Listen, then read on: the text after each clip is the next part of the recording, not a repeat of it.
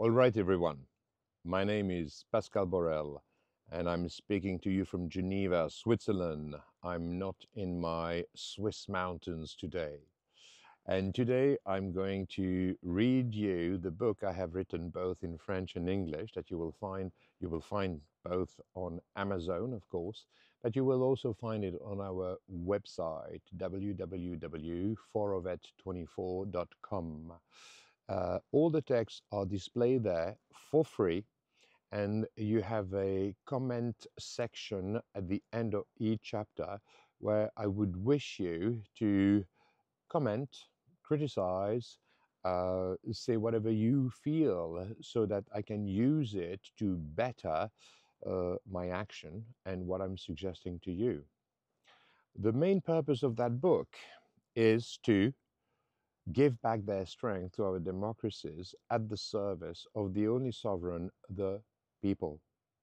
Make sure that not only the democracies regain their strength, but also the politicians which you pay through your taxes and which are at your service. We want to give them back the pride of civil service at the service of the citizens, at the service of the people. And I have outlined a roadmap, literally, around social non-cooperation, which is the most direct path to giving you back power.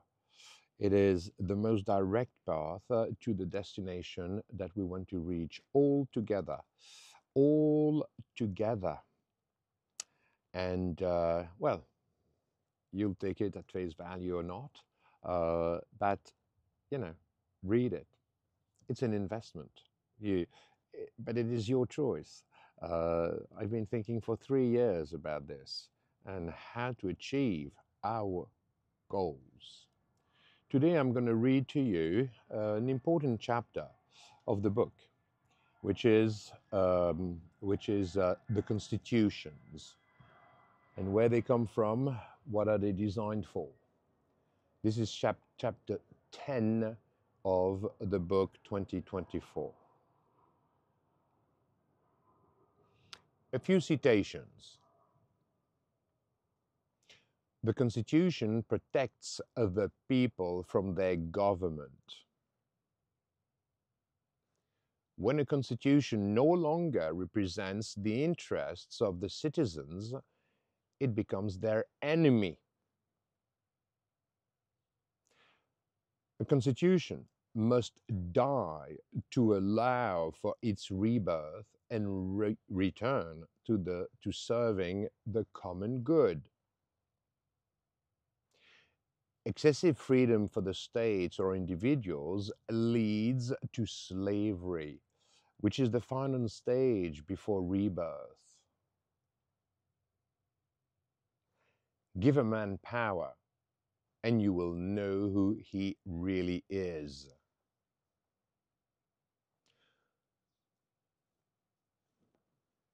The Constitution is the supreme act of the nation.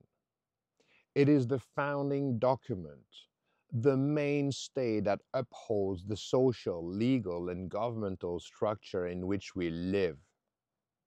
It represents a will to live together.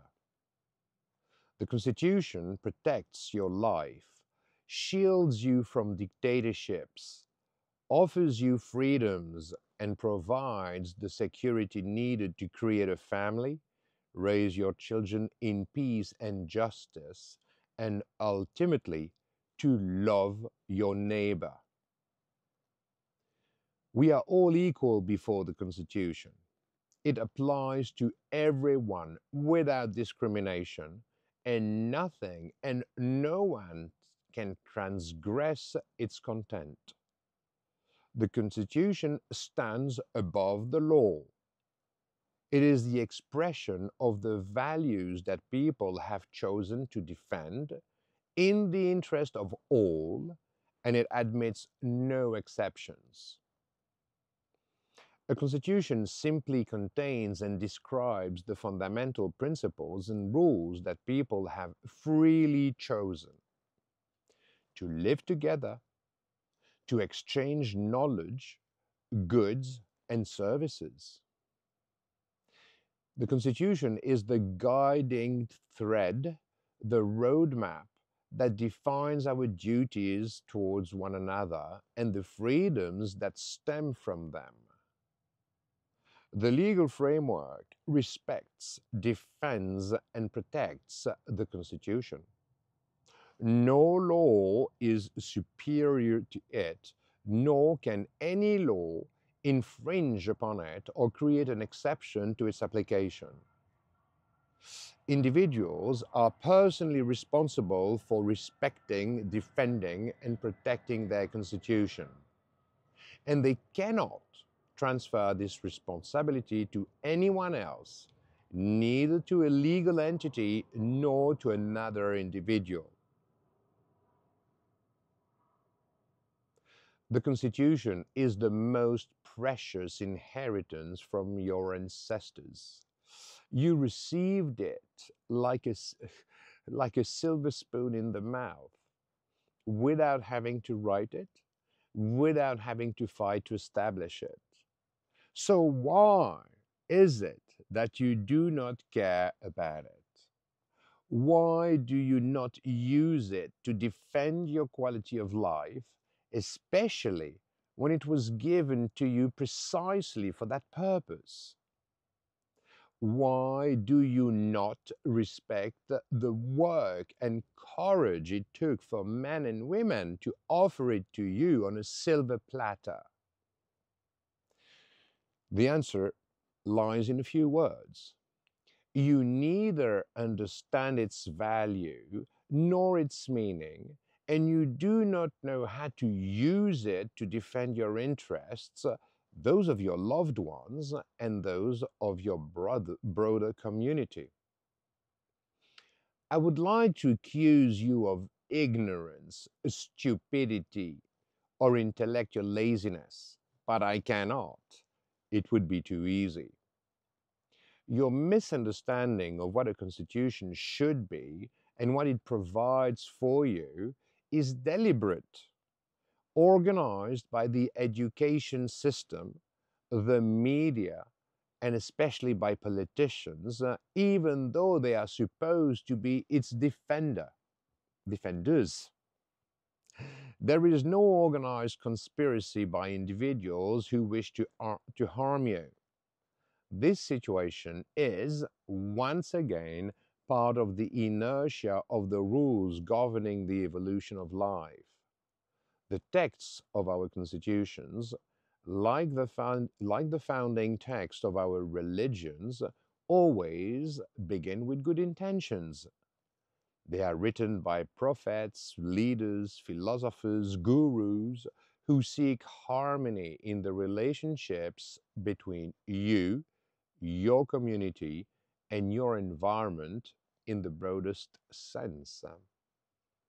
The problem lies in the fact that it takes only a few decades for the spirit of the founding fathers to be used as a driver of power by those who inherit it. Nature abhors a vacuum, and as soon as a new order or an environment more suited to enable humans to flourish emerges, those in charge use it to improve their quality of life, not yours. I will review this point by point so that you can finally harness the power that the Constitution gives you.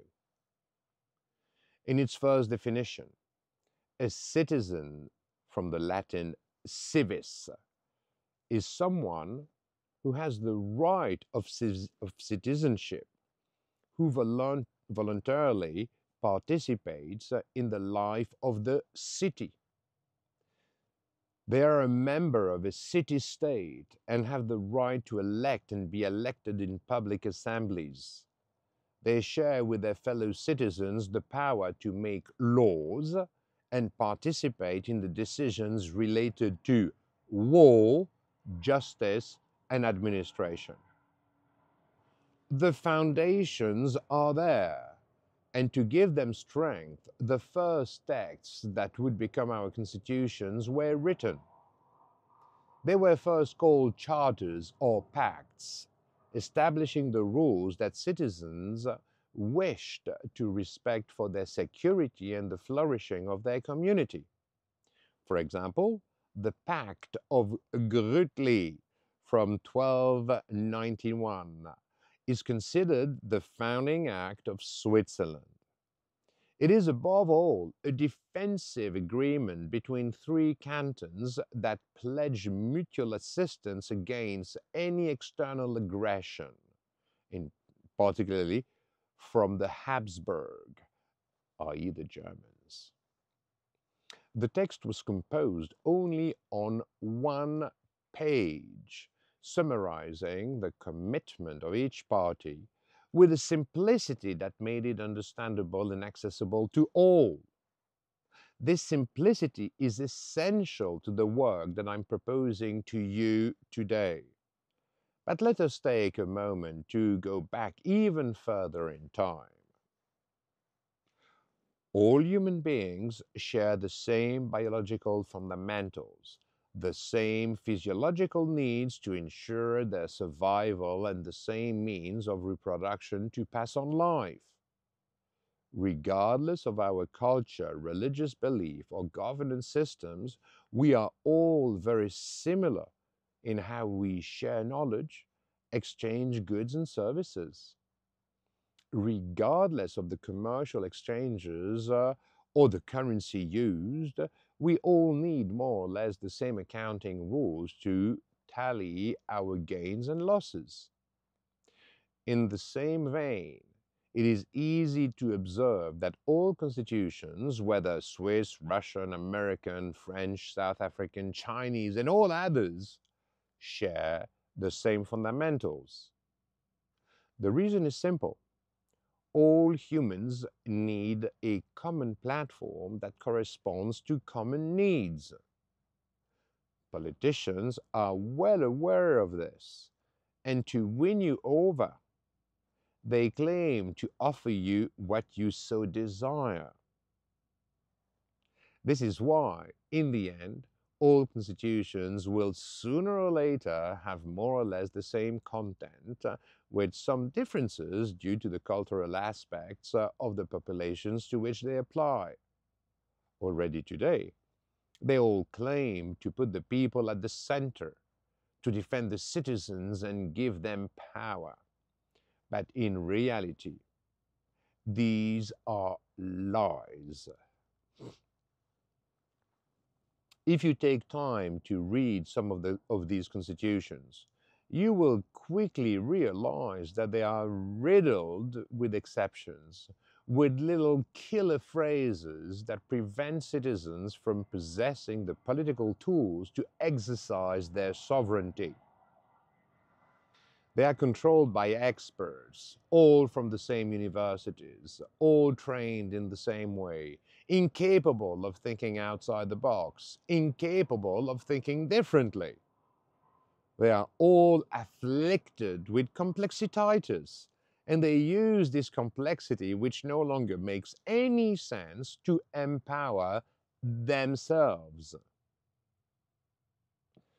To illustrate my point, let us take an example from the Swiss Constitution.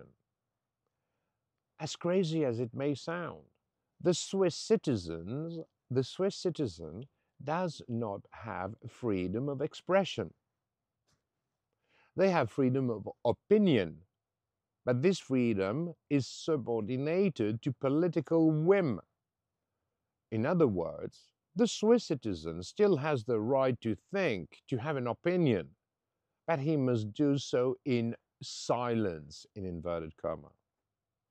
In this example, the Constitution gives you the right to have and to express an opinion, but the same Constitution strips you of that right if your leaders deem that it undermines their power or endangers the state. Thus, it is no longer a right, since dictators can take that right away from you at any moment. If you express an opinion loudly and clearly, And if it displeases your leaders, they have the state's legal and constitutional violence at their disposal to bring you in line. This will start with fines, then confiscation of property, and finally, imprisonment. You might still think that Switzerland is an example of direct democracy, of the rule of law. You are in for a rude awakening, my friend. I provide you with the example of Switzerland because I see it daily. But rest assured that the recent evolution of all constitutions share the same common denominator. They are not the common platform that unites us all, that unites all human beings around our fundamentals. They aim to protect power, to make it all powerful, to turn you into a docile servant, in fact, to turn you into a slave, deprived of the constitutional tools of your supposed sovereignty. In the complex world that humans have created over the past centuries, we need representatives because it is impossible to vote on all the issues that a state must manage. Direct democracy, as exemplified in Switzerland, is probably the best solution in place today, but it is not optimal. It allows Swiss leaders to copy all the mistakes of their neighboring countries. Is it out of weakness to remain compatible with them, or simply to strengthen the government's power at the expense of the citizens? It is a bit of everything. Switzerland no longer respects its principles of neutrality, a centuries-old tradition, by following the application of economic sanctions decided by other allied states. It is no longer a state of law, as politicians can decide to require the Swiss banks to block the financial assets of foreign clients, in complete derogation of all Swiss legal norms. The Swiss state imposes taxes on everything, copying with a few years' delay the tax models of its neighbors, even though we all see the economic disasters that result from this. Therefore, direct democracy is not a complete or sustainable solution because, as in the above examples, it can be interpreted and modified by centralizing power in the hands of an elected representative rather than leaving power in the hands of the citizens. A dynamic constitution revised every 2 years by randomly selected citizens is better than a constitution that allows anything and everything depending on the trends of the moment or the influence of neighboring states. The people, in their infinite wisdom, intuitively know what is good or bad for them. The people will more effectively provide the system with stability than will the few elected officials or legal experts who prioritize their own interests. Only the citizens as a whole can offer the constitutional and legal stability that allows life to proceed without constant upheavals. In their current form or interpretation, democracies deprive you of your role as a citizen. You're a voter, not a citizen. You elect your representatives who make all the decisions for you. Elections actually distance you from democracy. They actually deprive you of any power over your democracy. They are actually the tool of your political dispossession. When you put your ballot in the box, that is when you decide that you will no longer decide anything. At that moment, you give all power to representatives, the very principle of a representative democracy. You give all power to a small number of elected officials who will use it to strengthen their position by imposing what suits them, to be all powerful, to rule absolutely. Therefore, elections are what distances you from true democracy, in which the citizen, the people, decide. Specialists, legal experts, and politicians have removed you from the equation. You, the citizen, us, the people. They are incapable of doing anything other than defending the power and the financial interests of the leaders for whom they work and who pay them.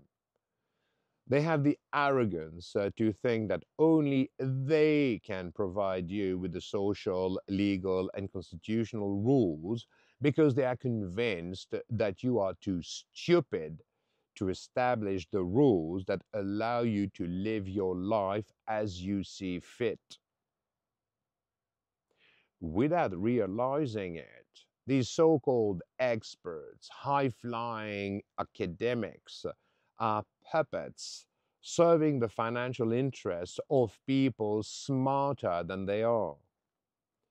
They are the collaborators of power and providing the constitutional instruments of modern slavery. History will judge them as collaborators the day we are freed from the occupation that they have put in place. Be sure of one thing: these individuals do not work for you, the people, or for the nation's interest.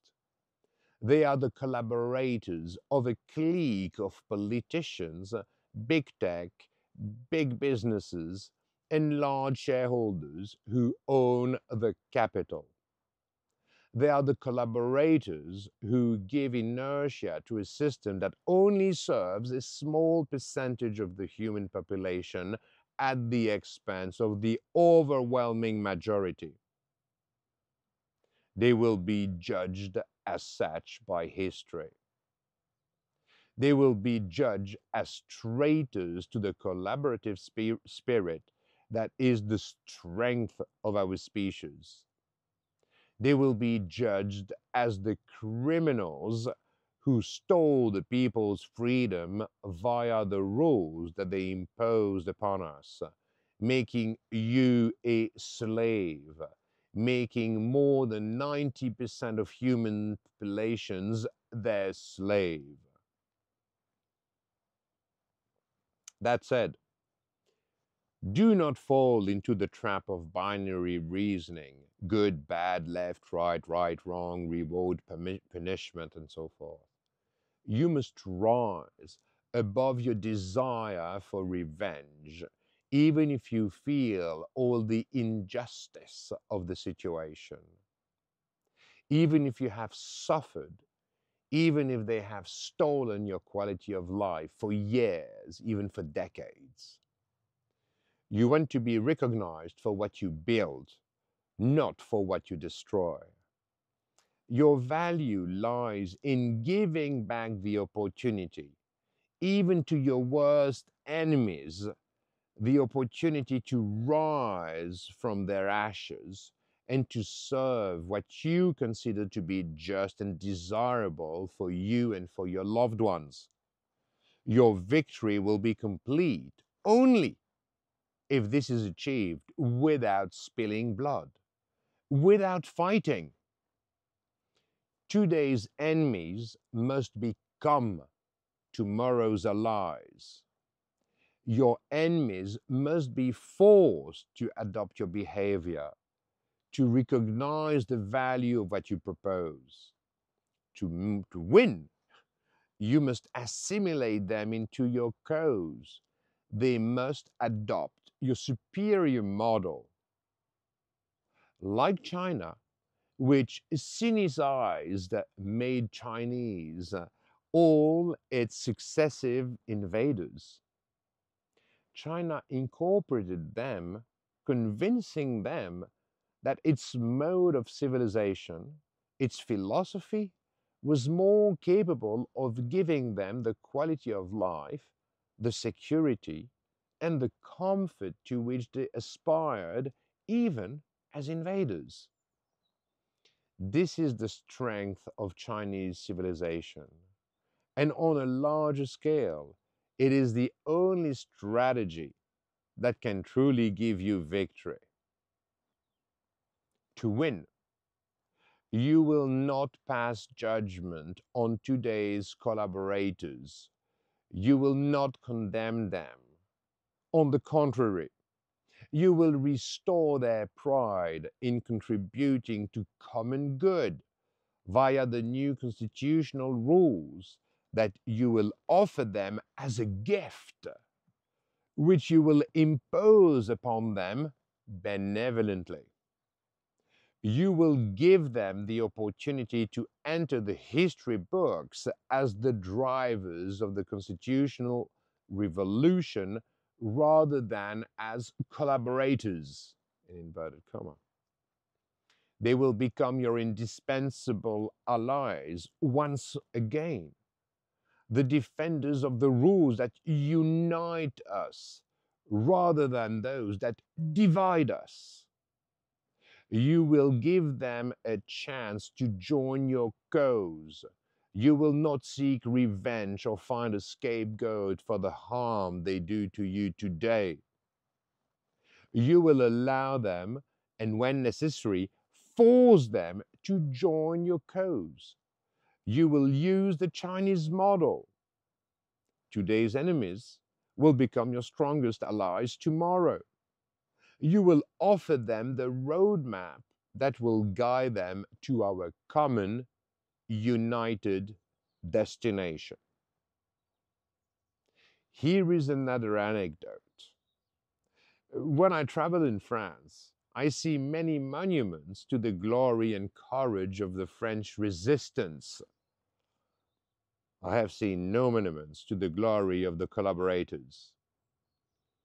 I have met many men who are proud of their participation in the French resistance. I have met no man proud to have been a collaborator. So, my friend, choose your side.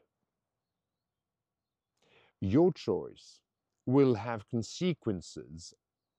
Sooner or later, you will be accountable. You are the sum of your actions, and your actions will echo in the governance structures of tomorrow. So I humbly wish you the courage to be part of the resistance. Your children will be the only judges of your actions.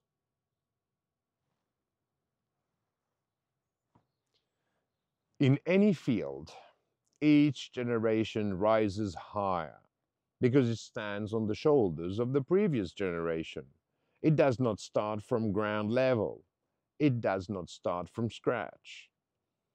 We integrate the lessons of the past by using what has worked well and by eliminating what has not. You can call them cycles if you want, but it's even simpler than you think. Just as happens in the natural world, some wonderful living species will disappear to make way for others. It is the dynamic, and it will remain so as long as life persists on Earth. Certainly, These dynamics also apply on a universal scale.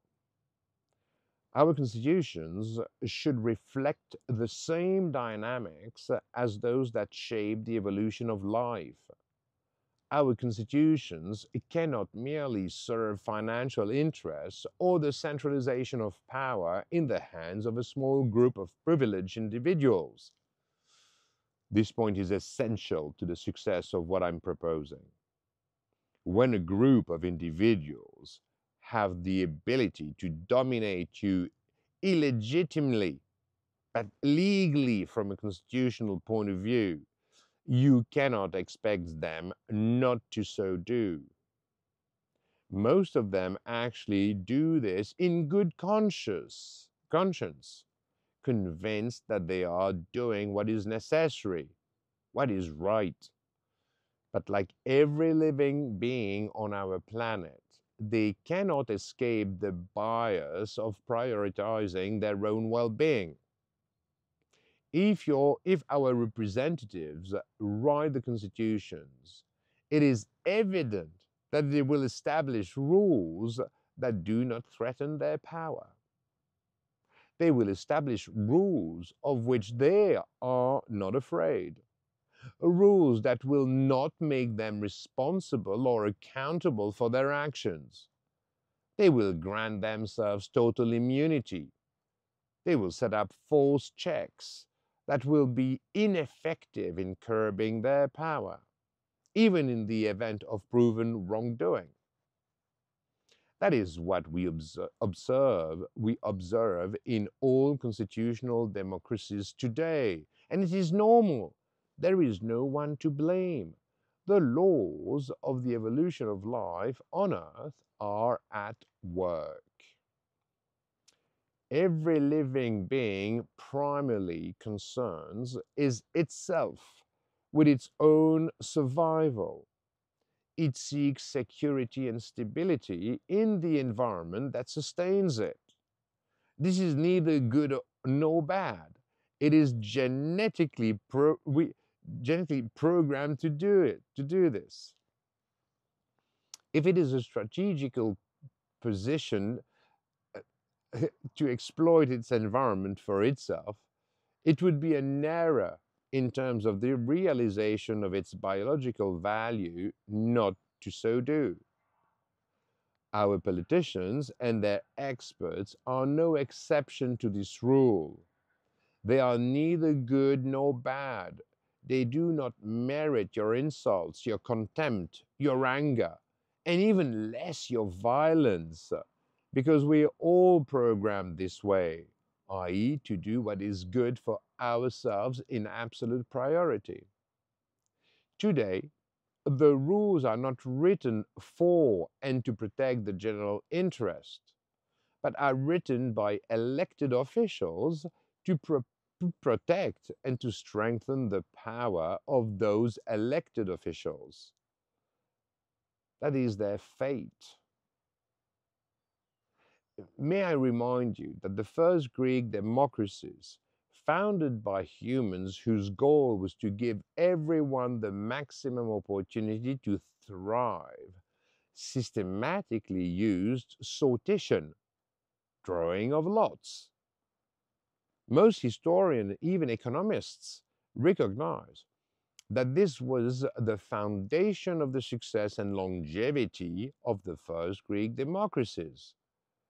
As soon as you break free from the mental inertia of the model to which you're accustomed, you will also conclude that the drawing of lots is a much more democratic process than elections.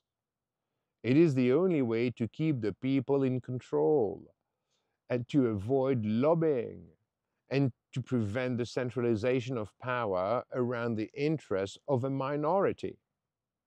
It prevents the starification, in inverted comma, of politicians, preventing them from becoming all-powerful kings. It renders impossible cronyism between politicians and their advisors, the heads of big companies who only defend their personal financial interests. It ensures impartiality, in the representation of the people. Do you think jurors in a court should be elected? Well, of course not. They are randomly selected, they are drawn by lot to guarantee the impartiality of the judgment. It should be the same to ensure the impartial governance of nations. This is a step we will probably have to take sooner or later to ensure the longevity of our future governance systems.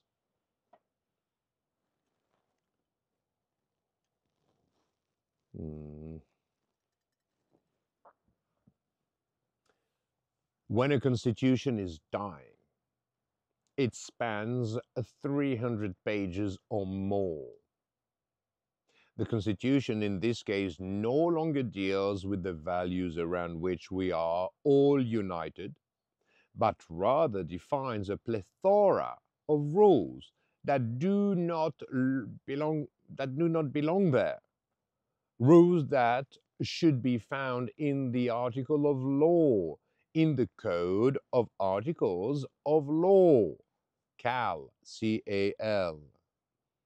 Politicians and legal experts believe they can contribute to the survival of a constitution that no longer fulfills its true functioning by continually adding amendments, new articles, and additional clauses. They realize that our constitutions are ineffective at creating social consensus, bringing us the harmony and fulfilled lives that they are supposed to provide us. They follow a consumerist logic. They think that by consuming new laws, they will cure the patient. They keep adding layers when the only way to make the Constitution efficient again is to eliminate the superfluous, simplify them, make them accessible, and put them back in the service of the citizen. Wisdom does not come when there is nothing left to add. Wisdom comes when there is nothing left to remove. Let me repeat. Wisdom does not come when there is nothing left to add. Wisdom comes when there is nothing left to remove. What applies to wisdom applies to our constitutions. Our constitutions are sick. They are terminally ill and they must die. They must die. But of course, we are afraid of losing them, just as we fear losing a loved one suffering from an incurable disease. In a terminal phase, a patient will take any medication to gain a few more days of life, consuming anything to delay the moment of death. This is what is happening with our constitutions and our legal frameworks. We are being stuffed with new rules in the hope that they will be enough to save them. We are on the wrong track. The patient will die, must die, and must make way for the next generation, no matter how painful this may be. Our constitutions have been stuffed with every possible and imaginable remedy, with everything that has kept them alive, even at the expense of the function that they are supposed to fulfill. They must die, and they will die. It is inevitable. A constitution should be summarized in 6 to 12 pages. If it exceeds this length, it serves interests other than those of the citizens, becomes unenforceable, unread, and misunderstood. It no longer serves to unite a group of people who wish to live together in harmony and collaboration. A constitution of more than 30,000 characters serves the interests of those who benefit from its unintelligible complexity, who interpret it to their advantage. It should be null and void. A constitution spanning several hundred pages serves only those who use its complexity to render it inaccessible and incomprehensible to citizens. They derive their power at the expense of the people for which it is intended. Our constitutions have expanded from 6 to 300 plus pages in 1 or 2 centuries. Politicians and their so-called experts and advisors have made them unreadable, incomprehensible, and riddled with exceptions that allow for everything and its opposite. They are at the end of their life. They are dying. They serve power only, and they must die to be reborn. Based on the fundamentals that unite us and on our experience with governance systems, it is possible to rewrite a universal constitution that applies to all humans. To succeed, you must propose a text that allows you to achieve happiness for yourself and your loved ones, to enjoy physical, intellectual, and verbal freedom, and to live in harmony with your global human environment and Mother Nature. This implies the right to participate in decisions that can influence this quest, with the only constraint being the will of the majority, the determination of the community. A universal constitution is based solely on the fundamentals of the evolution of life and what is necessary for its success. It is the bridge between cultures, religions of all human origins, because it simply protects the individual, his right to self-determination, in respect of the community in which he lives. It provides the political tools that allow the individual and his community to exercise their sovereignty. It creates the common platform necessary for commercial exchanges and the sharing of knowledge in complete freedom and integrity. It offers social justice, collaborative mutual aid, and the security and stability of the legal framework. It puts in place the safeguards to prevent the centralization of power and financial interests in the hands of a minority. In fact, a true constitution allows a species on the verge of extinction today to rise from its ashes, to become what it should never have ceased to be, simply men and women. Once again, we must rewrite our constitutions. Not just change the punctuation, crossing the T's and dotting the I's. You heard correctly. Rewrite them entirely based on the principles that give them their strength, at your service. Today, we let elected officials and legal experts write and modify the Constitution that define the rules of our representation.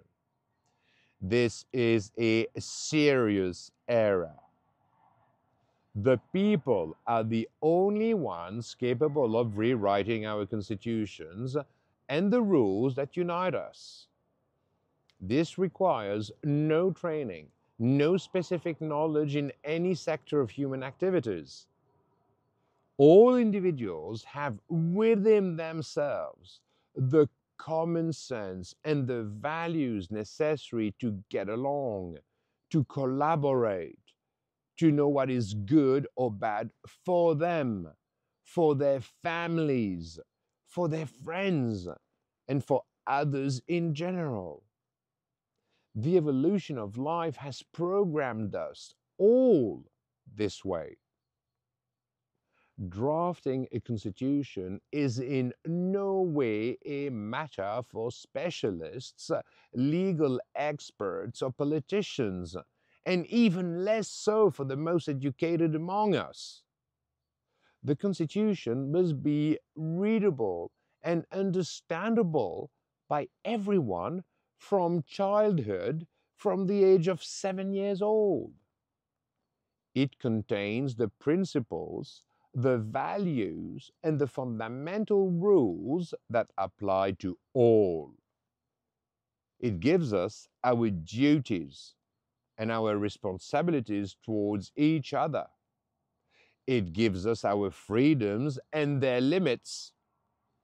It does not contain any laws. The individuals who draft and then revise the Constitution must be chosen by lot from among citizens, just as jurors are selected by lot for a criminal case. The lottery is the only way to have a real representation of the people. Individuals from all walks of life, from all backgrounds, with all opinions, as many women as men, as many young as old, as many manual workers as intellectuals, as many religious as secular, as many rich as poor, and so on and so on. It is the only way to represent the people as a whole, to guarantee impartiality and to guarantee respect for the opinions of all segments of the population.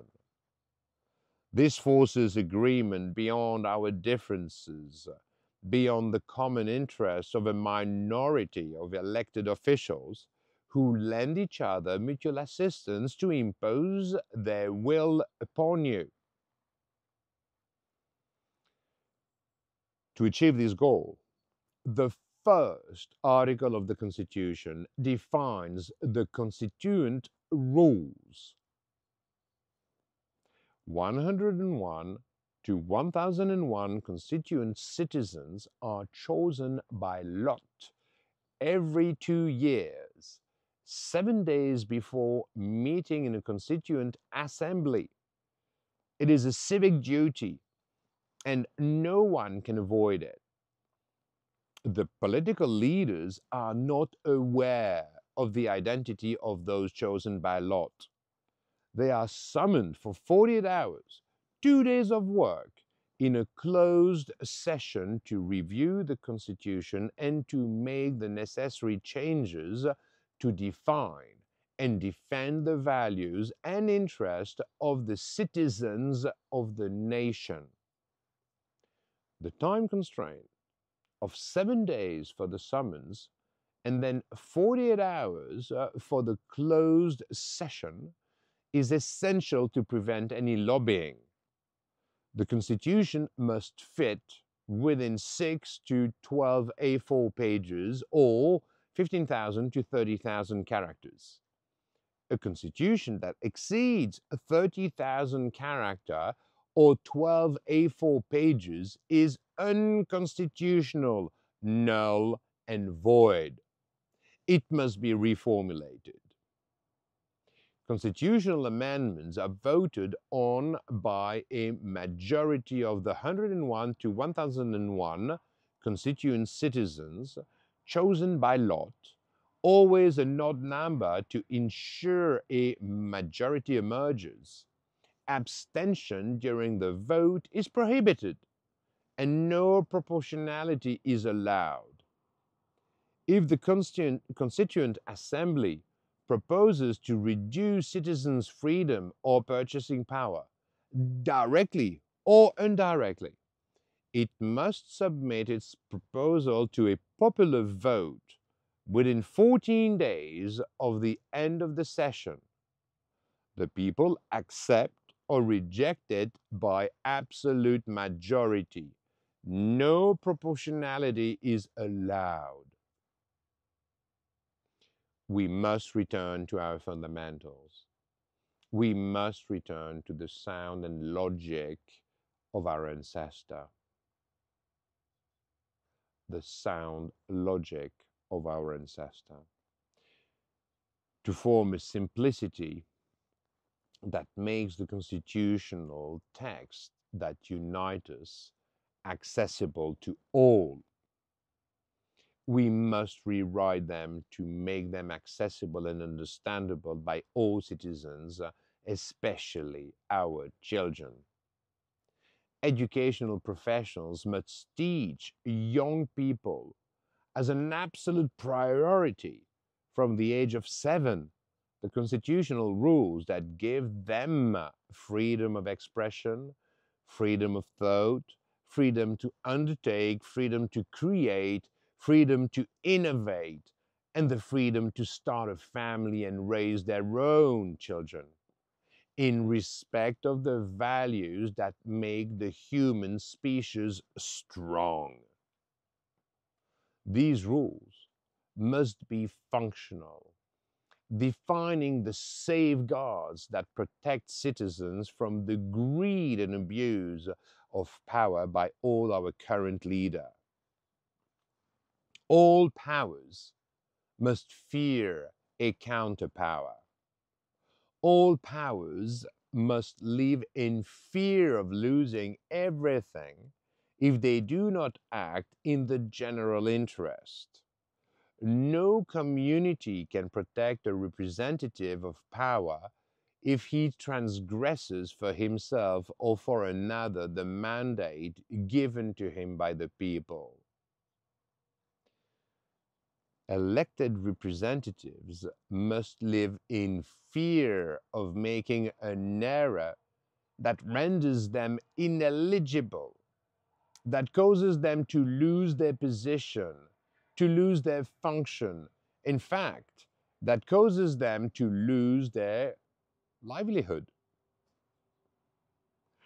As no one can live in fear 24 hours a day, 7 days a week, politicians will adapt to the simple rules of the new constitutions as I describe in chapter 11, Constitutional Articles. Summary. The Constitution is the text that has the most impact on the physical lives of all human beings.